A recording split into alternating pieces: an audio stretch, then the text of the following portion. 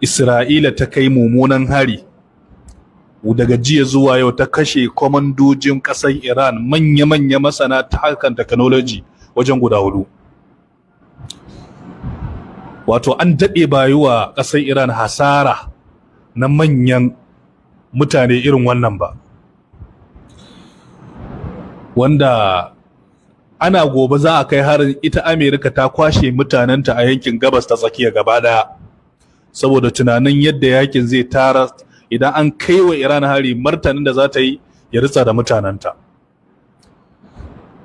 To wannan hari da aka kai, mutane za su ji me matsayinmu a kai, yayin da ita kuma Iran ta mayar da martani wanda martanin bai yi wani tasiri ba. Ana dai tunanin ta mayar da martanin da ya kamata ya tasiri, kamar yadda muka faɗa a matsayinmu a baya, har yanzu muna kanta. Duk lokacin da faɗa ya barke tsakanin Bayahude da ɗan Shi'a, so ɗan Shi'a ake goyawa baya. Wannan ita ce aƙidan muna kai har yanzu. An fahimta? To in ana faɗa ne tsakanin Ahlus Sunna ko mun lalacewan shi da ɗan Shi'a, to ana goyon bayan Ahlus Sunna ne. Amma inda Bayahude ne, to sauƙi gwamma ɗan Shi'a. A dai irin wannan siyasan namu na wannan zamanin. Sadaka ba abin farin ciki bane dan Isra'ila ta kaiwa Iran hari. Sai dai mu muna goyon bayan ƙasar Iran inda gaske take, shine magana. Domin misali, ku kalli wannan nasu tsohon shugaban ƙasansu, Raisi, a jirgi ya mutu wanda ana kyautata tsammanin kashe shi aka yi. Ba abin da Iran ta iya yi. A kashe Ismail Haniyya, shugaban Hamas, a yankinsu kuma a ƙasarsu, ba abin da ta yi. A kashe Qasim Sulaimani tun a lokacin wannan abu gaba ta tsaye, wannan rikicin na Falasɗinu ma bai taso ba. Amerika ta kashe shi, ba abin da ta iya yi. Kai an zunguru goshinta ya fi so 10, ba abin da ta iya yi. To alamu yana nuna cewa Yahuda ba sa tsoron uban kowa a duniya. Ƙungiya ɗaya suke tsoro, ita ce Hamas. Saboda haka yanzu matsalar ta ɗaya ne a duniya, su ne waɗannan Hamas ɗin, kuma su ne kuma za su ga bayansu. Wannan alamu ya nuna haka. Saboda Allah ya riga ya gama magana cewa da yawa nawa ne ƙaramar ƙungiya ta zama alaƙaƙai wa wata babbar runduna, kuma daga ƙarshe ta yi nasara a kanta. To ko shaka babu, wannan rikicin da kake gani na Gabas Tsakiya, su 'yan Shi'a matsalan bakin aqidansu, su kuma Ahlus Sunna bakin munafinci. Kaga yanzu Yahudawa ba sa tsoron Saudiya, ba sa tsoron duk wa'innan taron gamayyar Larabawa nan, ba sa tsoron su. Sun gama cin su da yaki. Dan hasali abin da zai baka mamaki shine yanzu fa yanke alakan shigan abinci a yankin Gaza ya sa mutane da mutuwa da yunwa. Aka samu tarihin musulmi wanda suke musulmi da wanda ba musulmi daga kasashen Tunisia da nan Libya, motoci suka yi lodi kayan abinci wanda a satin nan aka yi wannan, duka bai wuce kwana 2 zuwa 3 ba. Sun nufi hanya da za su je su shiga garin Rafa don su kai wa 'yan uwansu abinci. Isra'ila ta ce kar a bar su shiga. Aka hana ƙasan Egypt, wannan da kake ganin ta musulmi, aka ce ta hana su shiga. Kai taimako wannan na abinci ya gagara, bare na makaman da za su kare kansu. Kai ko ce irin duk musulmin da yake da kishin addini a wannan rayuwar, ai Allah ya jarabce shi. Duka yanzu kasashenmu na musulmi da suke nan da su, duka ba fa abin da suke sai Allah wadai. Me za su yi? A rana ɗaya yanzu fa an je fa ka duba bin bidiyo da ke yawo a social media. Bidiyon bayi da kan gani. Mutane ne sun fi 200 zuwa 300 sun je suna abusan tallafin da aka kawo. Sojojin Isra'ila suka dinga harba bullet kan mai uwa da wabi. Wannan bidiyon yana nan, TRT Hausa ta yada shi, Al Jazeera ta yada shi, wanda duka wannan da kake ganin shi genocide ne wanda duniya ta yi Allah wadai da shi, amma ba za a yi hukunta su ba saboda Yahudawa ne. Ba za a yi hukunta su ba. Kuma a still ana kuma insistin cewa wayannan mutanen su aje makamansu. To Allah dama ya riga gama magana. Waddal lazina kafaru Allah ya ce wato kafirai suna burin da kun aje makamanku za su muku fab daya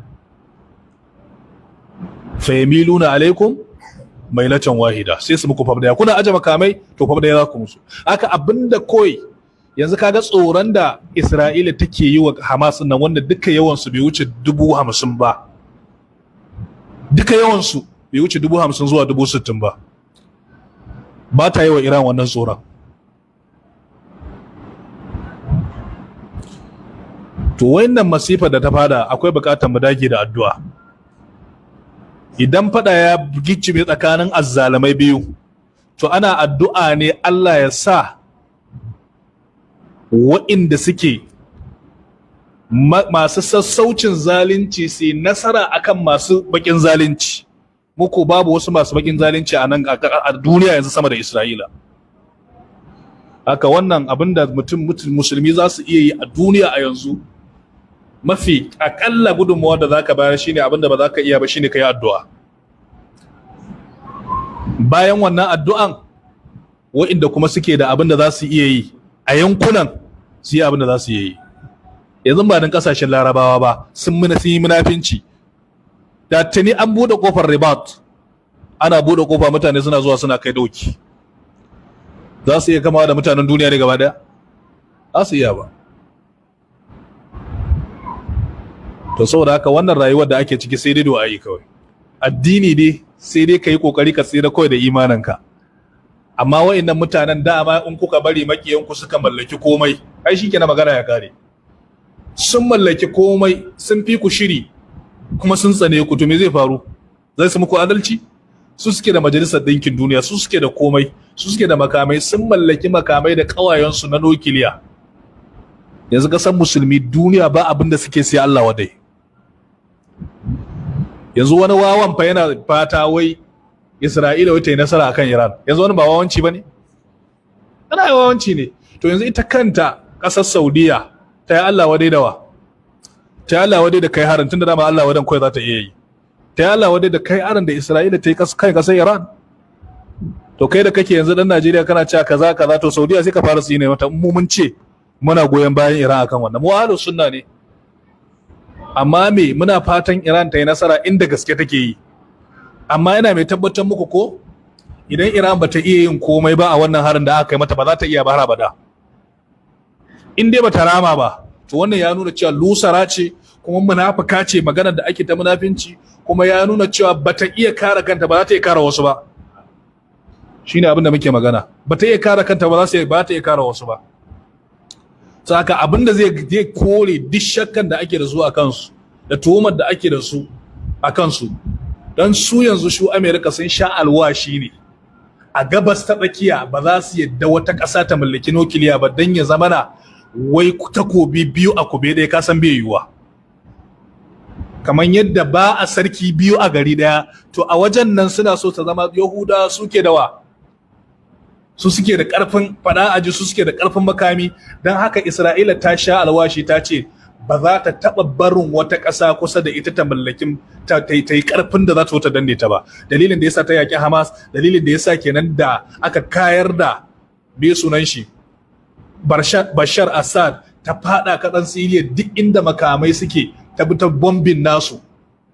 Duk inda manyan makamai suke wanda Bashar Assad ya bari, wanda Ahmad Shar 'yan gwagwarmayan suka mallaka, duk ta yi bombin nasu. Ta ce ba za ta taɓa bari wata ƙasa da take makwabtaka da ita ba ta yi ƙarfin soji da nan gaba za ta iya murkushe ta ba. Da haka yadda suke tsoron 'yan Hamas na haka suke tsoron mutuwarsu. To amma kuma an faɗa musu kafin ku iya murkushe wayannan 'yan gwagwarmayan kuna buƙatar shekara 10. Yanzu ba an kama hanya ba? Yanzu an wuce shekara ɗaya, ana shiga na nawa? Shekara nawa? Na biyu, ko ba a murkushe so, ko ba su daina kai yaran, ba su daina kashe sojojin nasu ba. Yanzu a 'yan kwanakin nan sun kashe sojojin Isra'ila sun kai 30. Duk sun aika su jahannama. To kaga me ya rage in ba su rama akan fararen hula ba? Civilians. Kuma fada da civilians fada ne na matsoraci, fada ne na ɗan daudu, fada ne na in kana son fada shine ka tari mutumin da yake da bindiga a hannu, ka tari mutumin da ba civilians ba. To amma gasa wasu ta gama bayyana, kuma ko shakka babu Ubangiji ya riga ya alƙawari kuma zai cika alƙawarinsa. Ko me zai faru, sha'a man sha'a wa ba man aba. lokaci ne kawai ake jira, amma mu imanin ya ba mu Allah ba zai bari addini shi ya kaskanta ba. Bayansa wanda ake kashewa kuma sun yi shahada, dama kuma abin da suke nema kenan.